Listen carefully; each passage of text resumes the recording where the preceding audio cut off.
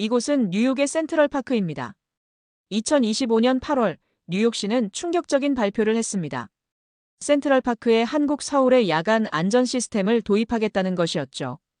전 세계에서 가장 진보적이라 자부하던 미국이 아시아의 한 도시를 벤치마킹한다고 선언한 겁니다. 도대체 서울에서 무슨 일이 벌어졌던 걸까요? CNN의 베테랑 다큐멘터리 기자 소피아 앤더슨이 제작한 서울의 밤 잠들지 않는 도시가 전 세계를 뒤흔들었습니다. 시청률 1위, 유튜브 조회수 1천만 돌파. 유럽과 일본에서도 서울시의 협력을 요청했습니다. 심지어 중국 베이징의 도시계획자문위원마저 우리가 배워야 한다는 칼럼을 썼죠.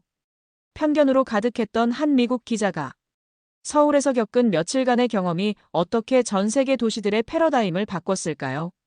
상하이에서의 끔찍한 트라우마를 안고 간 그녀의 마음을 완전히 뒤바꾼 서울의 기적은 과연 무엇이었을까요? 그 충격적인 이야기가 지금 시작됩니다. 그 전에 잠깐 1초만 투자해서 구독, 좋아요 버튼을 꾹 눌러주시면 영상 제작에 큰 힘이 됩니다. 지금 바로 시작하겠습니다. 저는 소피아 앤더슨입니다. CNN 인터내셔널에서 다큐멘터리 전문 기자로 일하고 있어요. 인천국제공항 J터미널에 도착한 순간 눈앞에 펼쳐진 광경에 잠시 말문이 막혔습니다. 수백 미터가 넘는 유리 천장이 밤하늘까지 뻗어 있었어요. 마치 거대한 크리스털 성당 같았습니다. 바닥은 거울처럼 반짝였고 자동 출입국 게이트가 초당 수십 명을 조용히 처리하고 있었어요. 히드로나 샤를드 골보다 현대적이네. 속으로 중얼거렸습니다. 하지만 겉모습에 속으면 안 돼. 3년 전 상하이가 떠올랐어요. 와이탄 비축제 취재 중 목격했던 아수라장. 인파에 떠밀려 넘어진 관광객들, 곳곳에서 벌어지는 소매치기, 그리고 며칠 뒤 야간 조깅하다 만났던 강도. 중국 공안은 신고를 받고도 1시간 뒤에야 왔어요. 그때 뼈저리게 깨달았습니다. 아시아의 밤은 절대 안전하지 않다고요. 소피아. 뒤에서 익숙한 목소리가 들렸어요. 제 카메라맨 에단 로버츠였습니다. 공항부터 압도적이네. 이미 글로벌 허브의 품격이 느껴져. 에단이 카메라를 돌리며 감탄했어요. 에단, 겉모습에 속으면 안 돼. 진짜 모습은 밤에 드러나거든. 제가 차갑게 답했습니다. 소피아, 너 지금 눈으로 보고도 부정하려는 거야? 그건 기자가 아니라 편견쟁이지. 에단이 처음으로 날카롭게 받아쳤어요. 경험상 그래. 화려한 공항이 안전한 도시를 보장하지는 않아. 그때 40대 동양인 남성이 다가왔습니다. 실례합니다. 천루이입니다. 베이징 도시계획 자문위원이에요. 영어가 유창했지만 표정에 오만함이 가득했어요. 푸둥 공항이 진짜 세계적이죠. 서울은 아직 이류 수준이에요. 한국은 중국 것 베끼기만 잘하거든요. 천루이가 비웃듯 말했습니다. CNN의 소피아 앤더슨입니다. 아, 그 유명한 다큐 기자시군요. 이번엔 한국인 남성이 나타났어요. 서울시 스마트도시안전기술본부 박지훈입니다. 오늘부터 안내를 맡게 됐어요. 차분하지만 확신에 찬 목소리였어요. 서울은 보여주기가 아니라 사람이 살기 위한 시스템입니다. 또 뻔한 홍보 멘트군. 속으로 한숨을 쉬었어요. 공항을 나서는 길, 인천대교가 보였습니다. 바다 위로 뻗은 다리에 수천 개의 불빛이 별처럼 반짝이고 있었어요. 마치 용이 바다를 가로질러 날아가는 것 같았습니다. 에단이 카메라를 들어 야경을 담기 시작했어요. 와, 이건 정말 장관이야. 소피아, 이것도 가짜라고 할 거야? 천루이가 즉시 끼어들었어요. 항저우만 대교가 36km예요. 이건 겨우 21km죠. 중국이 훨씬 웅장해요. 하지만 목소리에 확신이 없어 보였어요. 박지훈이 조용히 설명했습니다. 인천대교는 길이보다 안전성으로 유명해요. 규모 8.0 지진에도 견딜 수 있게 설계됐거든요. 버스를 타고 서울 시내로 향했습니다. 밤 10시가 넘었는데도 도로는 질서정연했어요. 상하이에서는 밤이면 무법천지였는데 여기는 달랐어요. 하지만 인정하고 싶지 않았습니다. 에단이 창밖을 보며 말했어요. 소피아, 공항부터 여기까지만 봐도 시스템이 다르잖아. 왜 계속 부정적으로만 봐? 상하이에서도 처음에는 이랬어. 하지만 진짜 얼굴은 밤에 나와. 제가 단호하게 답했습니다. 내가 상하이에서 당한 일 때문에 모든 아시아 도시를 같은 눈으로 보는 거야? 에단이 날카롭게 물었어요. 그건 합리적 추론이야. 감정이 아니라. 박지훈이 웃으며 말했어요. 내일부터 보실 건 추론이 아니에요. 서울의 진짜 밤을 경험하실 거예요. 천루이가 코웃음을 쳤어요. 진짜 밤이라. 베이징의 야경을 보면 서울이 얼마나 보잘것없는지 알 텐데요. 호텔에 도착했을 때는 밤 11시였습니다. 체크인을 하며 상하이에서의 그 끔찍한 밤이 떠올랐어요. 강도의 차가운 칼날, 도움을 청했지만 외면하는 사람들, 1시간 뒤에야 온 경찰. 서울도 결국 똑같을 거야. 확신했습니다. 하지만 에단의 말이 계속 맴돌았어요. 상하이 때문에 모든 걸 부정하는 거 아니야? 정말 제가 편견을 가지고 있는 걸까요? 그런데 그때 호텔 창문 밖으로 이상한 광경이 보였습니다. 깊은 밤인데도 강가에 수많은 사람들이 평화롭게 산책하고 있었어요. 창밖 광경이 믿어지지 않았어요. 자정이 다 되어가는데 사람들이 태연하게 강변을 걷고 있었거든요. 다음 날 저녁 박지훈이 저희를 데려간 곳은 창경궁이었습니다. 야간 개장하는 궁궐이에요. 박지훈이 설명했습니다. 궁궐을 밤에 개방한다고요? 제가 놀라며 물었어요. 입구에서 70대쯤 되어 보이는 할머니를 만났어요. 김말순이라고 자기소개를 하시더군요. 밤에 궁궐을 걸으면 천년의 숨결이 들려와요. 할머니가 저에게 입장권을 건네주며 따뜻하게 말씀하셨어요. 감성파리 멘트네. 속으로 생각하며 받았습니다. 천루이가 즉시 비웃었어요. 자금성은 24시간 경비가 삼엄해요. 이렇게 아무나 들어갈 수 있는 건 보안이 허술하다는 증거죠. 궁궐 안으로 들어서는 순간 숨이 멎을 뻔했어요. 붉은 담장과 기와 지붕에 은은한 조명이 스며들어 있었습니다. 달빛이 전각의 처마 끝을 따라 흘러내리고 돌계단 사이로 황금빛이 새어나왔어요. 마치 시간이 멈춘 것 같았습니다. 에단이 카메라를 들며 숨을 삼켰어요. 이건 스케일이 아니라 영혼이야. 살아있는 역사를 걷고 있는 거야. 에단, 감정적으로 접근하지 마. 객관적으로 봐야 해. 제가 딱딱하게 말했어요. 하지만 속으로는 압도당하고 있었습니다. 상하이의 어떤 야경보다도 아름다웠거든요. 천루이가 더 큰 소리로 깎아내렸어요. 자금성이 훨씬 크고 화려하죠. 이건 시골 영주집 수준이에요. 중국 명나라 황제들이 보면 웃을 거예요. 박지훈이 차분하게 말했습니다. 서울의 궁궐은 크기가 아니라 시민과 함께 살아있다는 게 다른 점이에요. 정말 그랬어요. 궁궐 안에는 많은 사람들이 조용히 산책하고 있었습니다. 연인들이 손을 잡고 걷고 가족들이 아이에게 역사를 설명해주고 있었어요. 외국인 관광객들도 많았어요. 서양인 부부가 전각 앞에서 사진을 찍으며 연신 감탄하고 있었습니다. 그들의 감탄사가 들렸어요. 에단이 카메라를 돌리며 말했어요.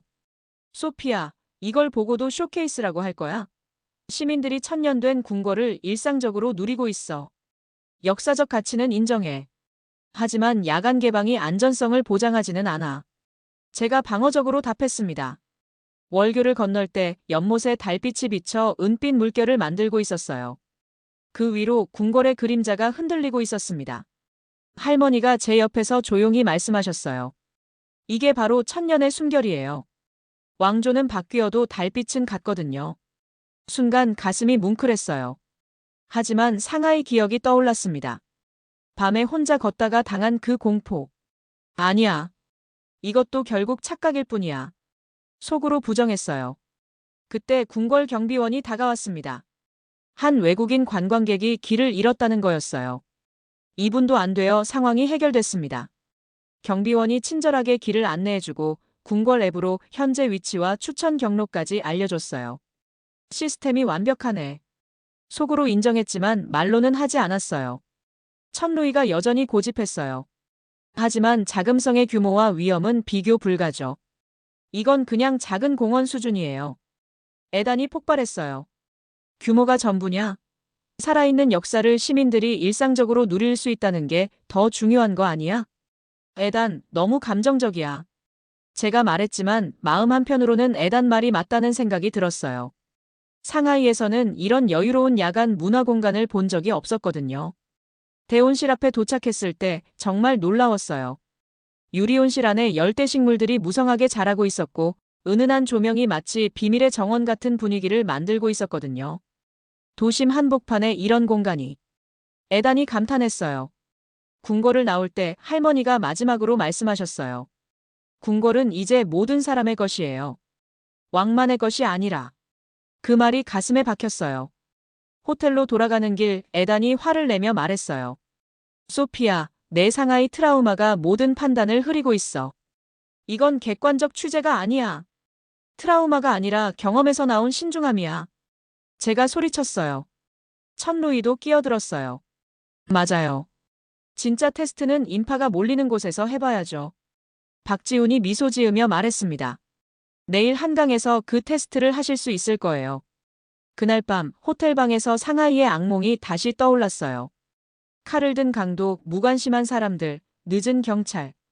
하지만 오늘 본 창경궁의 평화로운 모습도 지워지지 않았어요. 과연 어느 쪽이 진실일까요? 그런데 그때 복도에서 급한 발걸음 소리가 들렸습니다. 그날 밤 호텔방에서 상하이의 악몽이 다시 떠올랐어요. 칼을 든 강도, 무관심한 사람들, 늦은 경찰. 하지만 오늘 본 창경궁의 평화로운 모습도 지워지지 않았어요. 과연 어느 쪽이 진실일까요? 그런데 그때 복도에서 급한 발걸음 소리가 들렸습니다. 심장이 뛰었어요. 상하이에서의 그 밤이 떠올랐습니다. 설마. 문 쪽으로 다가가 귀를 기울였어요. 발걸음이 점점 멀어졌습니다. 그냥 다른 투숙객이 늦게 돌아오는 것 같았어요. 내가 너무 예민해진 건가? 속으로 중얼거렸지만 가슴은 여전히 두근거리고 있었어요. 상하이 이후로 작은 소리에도 이렇게 반응하게 됐습니다. 밤만 되면 모든 게 위협적으로 느껴져요. 침대에 누워서도 잠이 오지 않았어요. 창경궁에서 본 평화로운 사람들, 할머니의 따뜻한 미소. 정말 진짜였을까요? 아니면 제가 상하이에서 경험한 게 아시아 도시의 진짜 모습일까요? 과연 서울은 정말 다를까요? 밤새 뒤척이다가 겨우 잠이 들었어요. 다음 날 저녁 한강 반포대교에 도착했을 때 해가 막 지고 있었어요. 세계 최장 무지개 분수를 보여드릴게요. 박지훈이 말했습니다. 어젯밤 복도에서 들었던 발걸음 소리가 떠올랐어요. 그때 느꼈던 불안감, 상하이에서의 트라우마. 이곳도 결국 밤이 되면 다를 거야. 속으로 중얼거렸어요. 천루이가 미리 냉소했어요. 광저우 주강 레이저쇼에 비하면 초라할 텐데요. 중국은 스케일이 달라요. 분수쇼는 어디든 있어. 뭐가 특별하다는 거야? 제가 의심스럽게 말했어요. 상하이에서도 처음에는 화려한 야경에 감탄했었거든요. 하지만 그 뒤에 숨어있던 어둠을 발견했죠. 오후 8시, 갑자기 다리에서 물줄기가 솟아올랐습니다.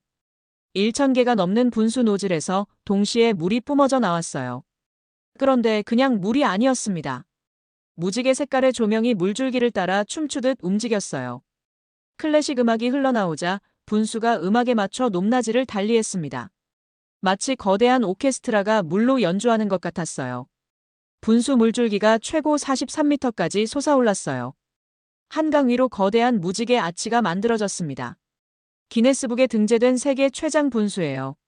박지훈이 자랑스럽게 말했습니다. 에단이 카메라를 들며 흥분했어요. 이건 단순한 분수가 아니야. 도시 전체가 하나의 예술 작품이 된 거야. 그냥 물쇼잖아. CNN 기자가 이런 싸구려 관광 상품을 취재할 수는 없어. 제가 폭발했어요. 에단이 카메라를 제 얼굴 앞에 들이대며 화를 냈어요. 내 체면이 아니라 진실을 찍어야 할 거 아니야. 지금 내 눈앞에서 벌어지는 이 광경이 가짜라는 거야. 천루이의 얼굴이 굳어 있었어요. 광저우보다 확실히 규모가 컸거든요. 키리는 인정하겠어요. 하지만 중국의 화려함에는 못 미치죠. 목소리에 확신이 사라지고 있었어요. 강가 벤치에는 수많은 사람들이 앉아 분수를 감상하고 있었습니다. 가족들, 연인들, 외국인 관광객들까지요. 그때 옆 벤치에서 할머니 한 분이 컵라면을 드시고 계셨어요. 라면 하나씩 드세요. 강바람에 먹는 라면은 함께 해야 맛있어요. 컵라면을 건네주셨어요. 젓가락을 들고 라면을 먹는데 이상하게 맛있었어요. 강바람이 얼굴을 스치고 무지개 분수가 눈앞에서 춤추고 있었거든요. 에단이 카메라를 돌리며 말했어요. 세계 어디서 이런 장면을 찍겠어? 첨단 기술과 시민의 소박한 행복이 완벽하게 결합된 거야. 상하이에서는 이런 여유로운 분위기를 본 적이 없었어요. 늘 긴장하고 경계해야 했는데 박지훈이 태블릿을 꺼내 보여줬어요. 분수 시스템을 시민들이 직접 제어할 수 있어요. 앱으로 신청하면 원하는 음악에 맞춰 분수를 틀어줍니다. 화면에는 분수 제어 시스템이 나타났어요. 물의 높이, 조명 색깔, 음악 선택까지 세밀하게 조절할 수 있었습니다. 시민 참여형 도시 시설이죠. 천루이가 태블릿을 들여다보더니 할 말을 잃었어요. 그때 분수쇼가 절정에 달했습니다. 베토벤 9번 교향곡이 울려 퍼지자 모든 분수가 하늘 높이 솟아올랐어요. 무지개 빛깔이 강물에 반사되면서 환상적인 장면을 만들어냈습니다. 주변 사람들이 일제히 박수를 쳤어요. 아이들이 우아하고 감탄하고 연인들이 서로를 껴안으며 감동해했습니다. 순간 상하이 와이탄에서의 기억이 떠올랐어요. 그때는 이런 평화로운 순간이 없었어요. 늘 소매치기를 조심해야 했고 사람들을 경계해야 했어요. 정말 다르네. 속으로 인정할 수밖에 없었어요. 분수쇼가 끝나고 사람들이 하나둘 자리를 떴습니다. 하지만 아무도 서두르지 않았어요. 여유롭게 정리하고 조용히 일어났습니다. 쓰레기도 완벽하게 분리수거했어요. 시민들이 자연스럽게 쓰레기를 종류별로 나누어 버리고 있었습니다. 에단이 승리한 듯 말했어요. 이제 조금은 인정해. 이게 바로 도시의 진짜 얼굴이야. 기술적으로는 우수해. 하지만 진짜 위기 상황에서는 어떨지 몰라. 제가 여전히 방어적으로 답했습니다. 박지훈이 웃으며 말했습니다. 내일 청계천에서 그런 상황을 경험하실 수 있을 거예요. 호텔로 돌아가는 길 에단이 계속 추궁했어요. 소피야, 내가 상하이에서 당한 건 정말 안 됐어. 하지만 그 트라우마로 모든 걸 판단하면 안 되잖아. 트라우마가 아니야. 합리적 의심이야. 제가 소리쳤어요. 그날 밤 상하이에서의 그 끔찍한 밤이 다시 생생하게 떠올랐어요. 하지만 동시에 오늘 본 평화로운 한강의 모습도 지워지지 않았어요. 라면을 함께 나눠 먹었던 할머니의 따뜻한 미소. 분수를 보며 감탄하던 사람들의 순수한 표정. 혹시 내가 틀렸나? 처음으로 의심이 들었어요. 하지만 곧 고개를 저었습니다. 상하이에서도 처음에는 이랬거든요. 그런데 그 순간 창밖에서 사이렌 소리가 울렸습니다. 사이렌 소리는 금세 멀어졌어요. 그냥 일반적인 순찰이었나 봅니다. 다음 날 저녁 청계천에 도착했을 때 해가 막 지고 있었습니다. 도심 한복판을 가로지르는 개천에 은은한 조명이 켜지기 시작했어요. 양쪽으로 산책로가 이어져 있고 곳곳에 작은 폭포와 분수가 있었습니다. 인공적으로 만든 개천이죠? 제가 의심스럽게 물었어요. 원래 있던 개천을 복원한 거예요. 박지훈이 설명했습니다. 천루이가 비웃었어요. 베이징도 비슷한 프로젝트가 수십 개예요. 이건 소규모죠. 실제로 걸어보니 평화로웠어요. 가족들이 아이 손을 잡고 산책하고 연인들이 벤치에 앉아 대화를 나누고 있었습니다. 하지만 상하이 기억이 떠올랐어요. 처음에는 평화로워 보였지만 밤이 깊어지면서 위험해졌거든요. 아직 이르네. 진짜 테스트는 더 늦은 시간에 나타날 거야. 속으로 중얼거렸어요. 그때였습니다. 앞쪽에서 갑자기 소동이 일어났어요. 20대 외국인 학생이 난간에 걸터 앉아 있다가 물로 떨어질 뻔한 거였어요. 위험해. 사람들이 소리쳤습니다. 순간 상하이에서의 기억이 파도처럼 밀려왔어요. 사고가 나도 아무도 도와주지 않았던 그 차가운 현실. 심장이 빠르게 뛰기 시작했어요. 이제 진짜 모습이 나오는군. 제가 긴장하며 생각했어요. 그런데 놀라운 일이 벌어졌습니다. 청계천 곳곳에 설치된 센서가 즉시 반응했어요. 빨간 경고등이 켜지고 CCTV가 자동으로 해당 지점을 확대했습니다. 2분도 안 되어 구조요원들이 나타났어요. 학생 근처에 구명 튜브를 던지고 동시에 안전 로프로 끌어올렸습니다. 이건 연출이야. 제가 소리쳤어요. 에단이 카메라를 흔들며 화를 냈어요. 소피야, 지금 내가 찍은 게 연출이라고? 실제 위험 상황이었잖아. 천루이도 당황한 표정이었어요. 중국도 이런 시스템은 다 있는데. 그냥 우연이겠죠. 하지만 목소리가 떨리고 있었어요. 구조요원이 학생을 안전하게 구조한 후 간단한 응급처치를 해줬어요. 다행히 큰 부상은 없었습니다. 괜찮으세요? 구조요원이 영어로 물었어요. 정말 고마워요. 학생이 감사해했습니다. 박지훈이 설명했어요. 서울은 매일 밤 시민을 위해 준비돼 있습니다. AI 센서와 전문 구조팀이 24시간 대기하고 있어요. 쟤는 혼란스러웠어요. 상하이에서의 경험과 너무 달랐거든요. 그때 또 다른 상황이 벌어졌어요. 할머니 한 분이 계단에서 넘어지신 거예요. 이번에도 즉시 시스템이 반응했습니다. 근처 CCTV가 상황을 포착하고 의료진에게 신호가 갔어요. 3분 내에 응급 의료진이 도착해서 할머니를 살펴봤습니다. 다행히 큰 부상은 없었어요. 이런 빠른 대응은 처음 봐. 속으로 인정할 수밖에 없었어요. 에단이 제 어깨에 손을 올렸어요. 소피아, 이게 진짜 안전한 도시야. 박지훈이 말했어요. 도시는 완벽할 수 없어요. 하지만 문제가 생겼을 때 빠르게 해결할 수 있다면 그게 안전한 도시라고 생각해요. 그 말이 가슴에 박혔어요. 박지훈이 웃으며 말했어요. 내일 한강 불꽃축제에서 진짜 대규모 테스트를 해보실 수 있을 거예요. 수십만 명이 몰리거든요. 수십만이요? 제가 놀라며 물었어요. 순간 상하이 와이탄비 축제가 떠올랐습니다. 그 아수라장이 가슴이 답답해지기 시작했어요. 그런데 바로 그때 창밖에서 폭죽 소리가 들렸습니다. 폭죽 소리는 근처에서 하는 작은 행사였어요. 하지만 그 소리에 깜짝 놀라 잠에서 깼습니다. 상하이에서의 트라우마 때문에 갑작스러운 소리에 예민해져 있었어요. 불꽃축제 당일 한강에는 정말 엄청난 인파가 몰렸습니다. 지하철역에서부터 사람들로 가득했어요. 제가 경험해본 그 어떤 축제보다도 많은 사람들이었습니다. 순간 상하이 와이탄비 축제가 떠올랐어요. 그때의 아수라장이 가슴이 답답해지기 시작했어요. 숨이 가빠졌습니다. 이 정도면 분명 폭동이 터질 거야. 제가 불안하게 중얼거렸어요.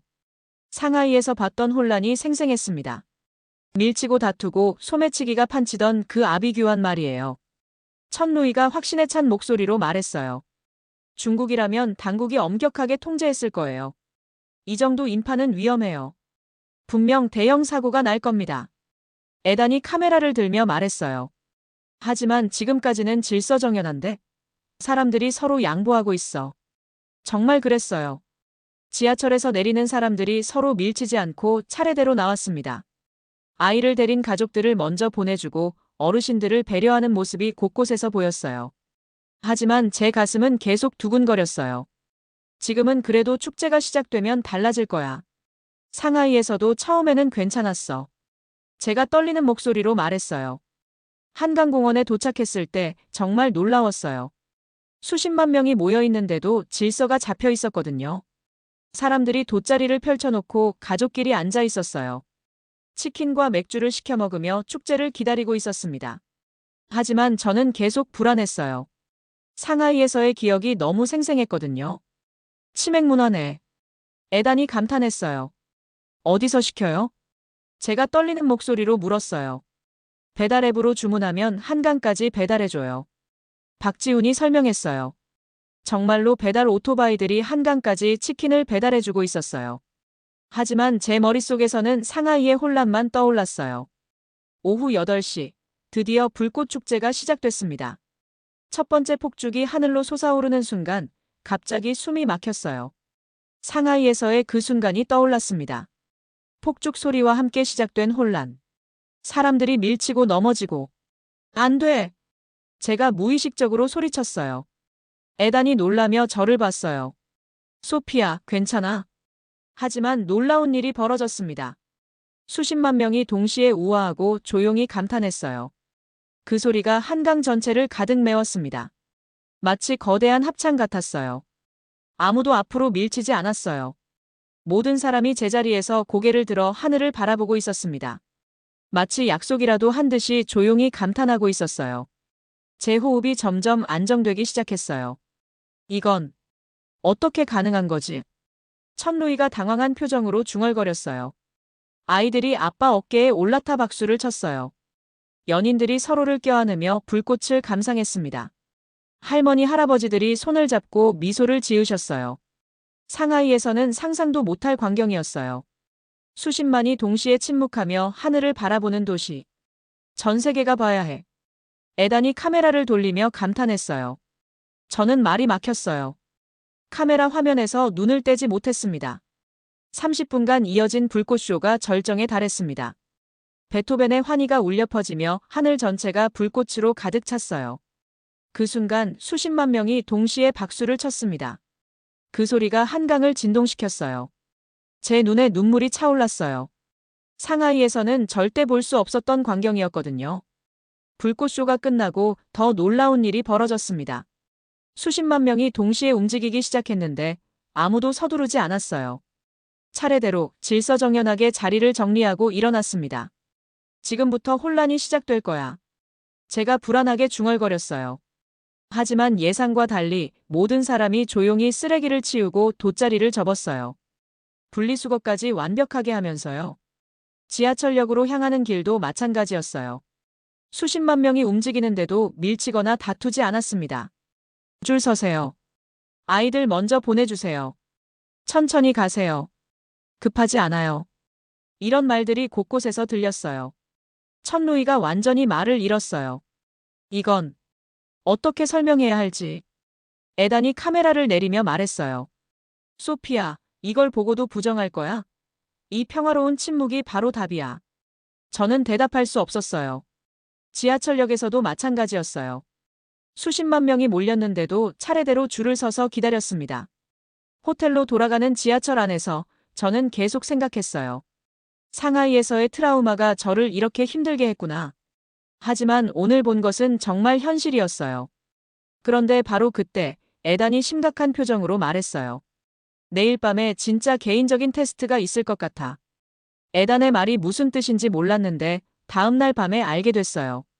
저희 CNN 촬영팀의 동료 기자 마크가 한강 자전거 도로에서 야간 조깅을 하고 있었어요. 오후 10시경 마크에게서 급한 전화가 왔어요. 소피야, 이상한 일이 있어. 마크의 목소리가 떨리고 있었어요. 조깅하는데 뒤에서 계속 따라오는 남자가 있어. 그림자만 봤는데 뭔가 수상해. 그 순간 제 온몸이 얼어붙었어요. 상하이에서의 그 끔찍한 밤이 생생하게 떠올랐습니다.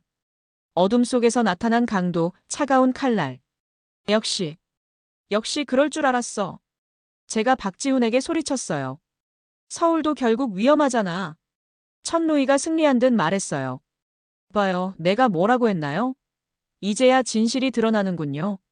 현장에 도착했을 때 마크가 벤치에 앉아 있었어요. 안전해 보였지만 여전히 불안해하고 있었습니다. 그 남자는 어디 갔어? 제가 떨리는 목소리로 물었어요. 모르겠어. 갑자기 사라졌어. 상하이에서의 기억이 파도처럼 밀려왔어요.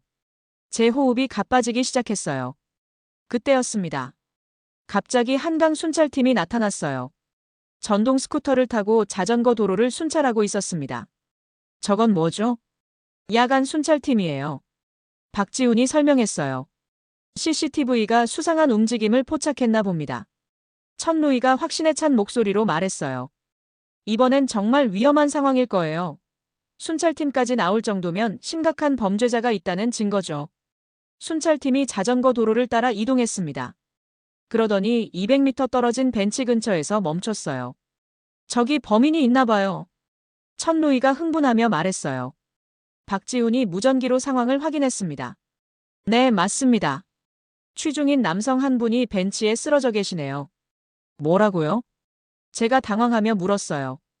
2분 후 순찰팀이 확인해보니 정말로 술에 취한 40대 남성이 벤치에서 잠들어 있었습니다. 위험한 범죄자가 아니었어요. 그냥 회사 회식 후 집에 가다가 잠시 쉬려고 앉았다가 잠든 평범한 직장인이었습니다. 취객분이시네요. 집까지 안전하게 모셔다 드릴게요. 순찰 요원이 친절하게 남성을 깨웠습니다. 마크가 안도하며 말했어요. 그럼 제가 본 그림자는 저분이었나 보군요. 저는 완전히 혼란스러웠어요. 천루이의 얼굴이 새빨갛게 달아올랐습니다. 이건 그냥 우연일 거예요.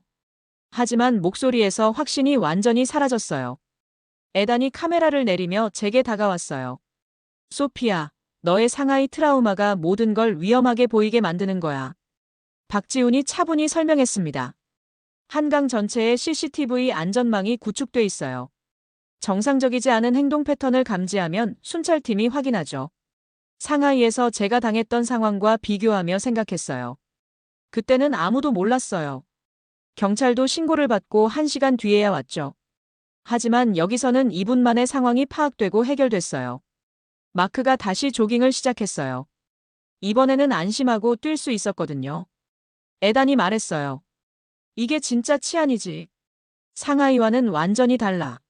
제 취재 노트에 떨리는 손으로 적었어요. 한강 CCTV 안전망. 순찰팀 2분 내 정확한 상황 파악. 그리고 그 아래 작게 썼습니다. 내 트라우마가 판단을 흐렸다. 박지훈이 말했어요. 서울은 위험을 과장하지도 무시하지도 않아요. 정확히 파악하고 적절히 대응하는 게 원칙이에요. 그 말이 가슴에 깊이 박혔어요. 그날 밤 상하이에서의 경험을 다시 떠올렸어요.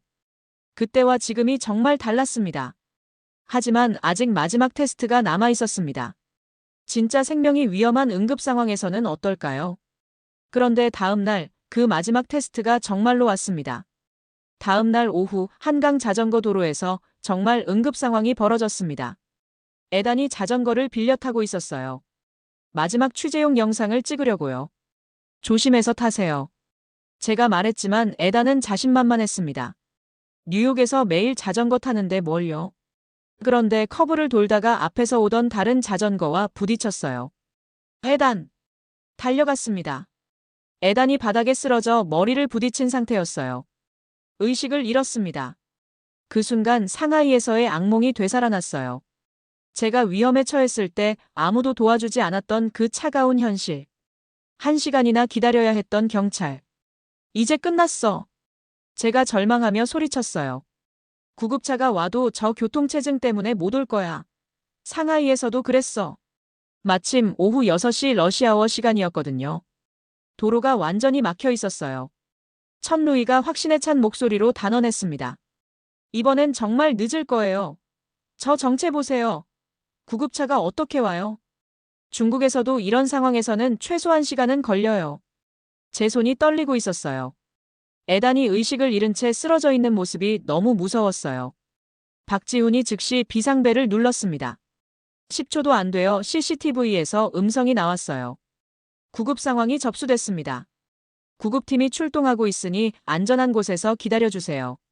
동시에 한강관제센터에서 구급차와 의료진에게 신호가 갔습니다.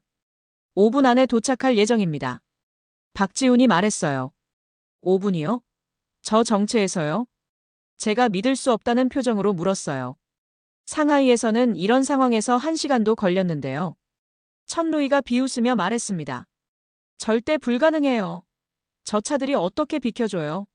봐요, 꼼짝도 못하잖아요. 이번엔 시스템이 완전히 무너질 거예요. 3분 후, 멀리서 구급차 사이렌 소리가 들렸어요. 점점 가까워지고 있었습니다. 벌써요? 천루이가 당황한 표정이었어요. 그때 제가 평생 잊지 못할 광경이 펼쳐졌습니다. 구급차가 지나가는 도로의 모든 차량이 일제히 옆으로 비켜서기 시작한 거예요. SUV, 택시, 승용차, 버스, 심지어 오토바이까지요. 마치 하늘에서 지시라도 내린 듯이 모든 차들이 동시에 움직였어요. 구급차가 지나갈 길이 바다가 갈라지듯 쫙 열렸습니다. 저게 뭐예요? 제가 숨을 죽이며 물었어요. 눈물이 차올랐습니다. 모세의 기적이에요. 박지훈이 잔잔하게 대답했습니다. 서울 사람들은 구급차 사이렌이 들리면 무조건 길을 비켜줘요. 법으로 정해진 것도 아니에요. 그냥 서로의 약속이죠. 구급차가 마치 바다를 가르듯 차들 사이를 달려왔어요. 4분도 안 걸렸습니다. 천루이가 완전히 말을 잃었어요. 이건 통제된 것도 아닌데 전부가 이렇게 움직이다니. 목소리가 떨리고 있었어요. 의료진이 내려서 에단을 즉시 응급처치했어요. 다행히 큰 부상은 아니었지만 정밀 검사를 위해 병원으로 가야 했습니다. 정말 고마워요. 에단이 의식을 되찾으며 중얼거렸어요. 구급차가 출발할 때도 마찬가지였어요. 모든 차량이 다시 길을 터주었습니다. 마치 지휘자의 지시를 받는 오케스트라처럼 완벽한 타이밍이었어요. 제 눈에서 눈물이 흘러내렸습니다. 3년 전 상하이에서 제가 위험에 처했을 때를 떠올렸어요. 그때는 아무도 관심이 없었어요. 제가 도움을 청해도 사람들은 그냥 지나쳤어요. 구급차도 교통체증에 막혀 1시간 뒤에야 도착했죠. 하지만 여기서는 달랐어요. 한 사람의 생명을 위해 수백 대의 차가 동시에 움직였습니다. 나는 도시를 취재하러 왔지만 지금은 사람을 보고 있다. 제가 울먹이며 중얼거렸습니다. 에단이 구급차에 실리면서 제 손을 잡았어요. 소피야, 이건 CNN 다큐가 아니라 기적이야. 진짜 기적을 본 거야. 박지훈이 제 옆으로 다가왔어요. 이게 서울이에요. 기술도 중요하지만 결국 사람이 사람을 지키는 거죠.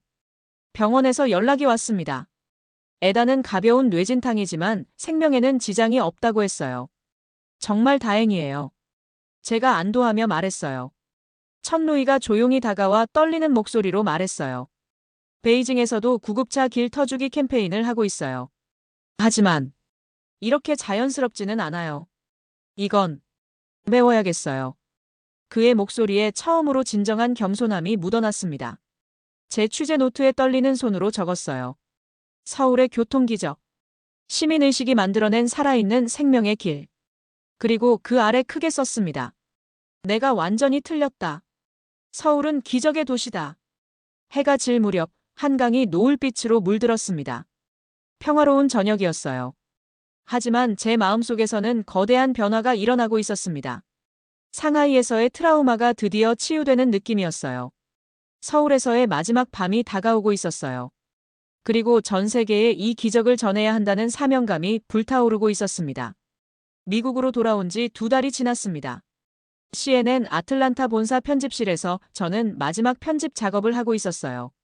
제 다큐멘터리 서울의 밤 잠들지 않는 도시가 드디어 완성됐습니다.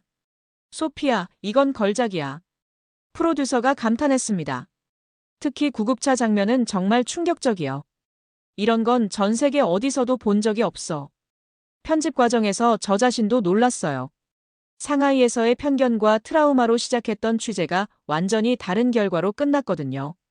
방영 당일 긴장과 기대로 스튜디오에 앉아 있었어요. 서울의 밤이 시작됩니다. 아나운서의 멘트와 함께 화면에 인천공항의 웅장한 모습이 펼쳐졌습니다. 제 내레이션이 흘러나왔어요. 저는 편견과 트라우마에 사로잡힌 기자였습니다. 3년 전 상하이에서의 끔찍한 경험으로 아시아의 밤을 불신했죠. 화면에 창경궁의 은은한 야경이 나타났어요. 달빛 아래 천년의 역사가 살아 숨쉬는 모습이었습니다. 하지만 서울은 제 모든 편견을 산산이 부쉈습니다. 한강 무지개 분수의 장관이 이어졌습니다. 음악에 맞춰 춤추는 물줄기와 그것을 평화롭게 감상하는 시민들의 모습.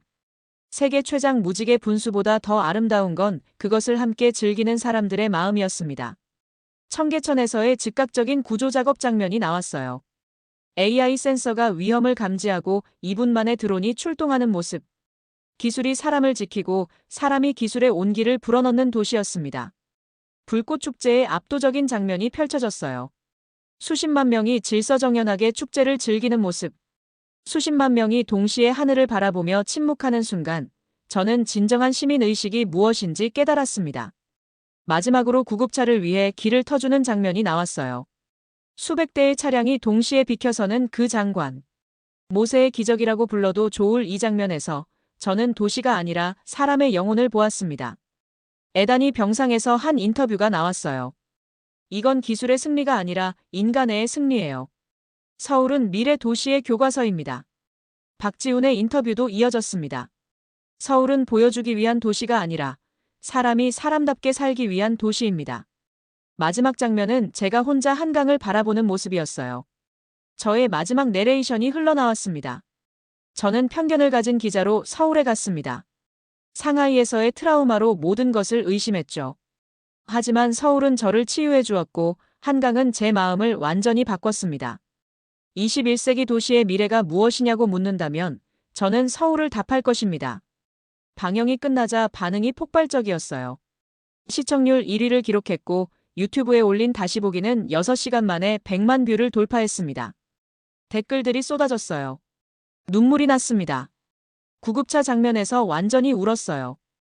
이게 진짜 선진국이구나. 미국도 배워야 해요. 서울에 당장 가고 싶어요. 소피아 기자의 변화 과정이 너무 감동적이었어요. 3일 후에는 500만 뷰, 일주일 후에는 1천만 뷰를 돌파했습니다. 더 놀라운 건 전 세계 반응이었어요. 천루이가 중국에서 긴급 칼럼을 썼다는 소식을 들었어요.